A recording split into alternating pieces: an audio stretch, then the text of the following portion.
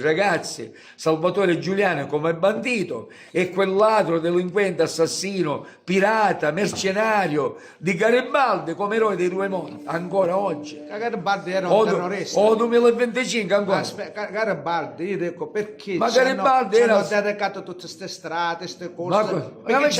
Ma c'è stato una volta un sindaco di Messina che ha cominciato a rompere tutte le vie che c'erano, via Garibaldi, via Vittorio Emanuele, cominciato a rompere tutto.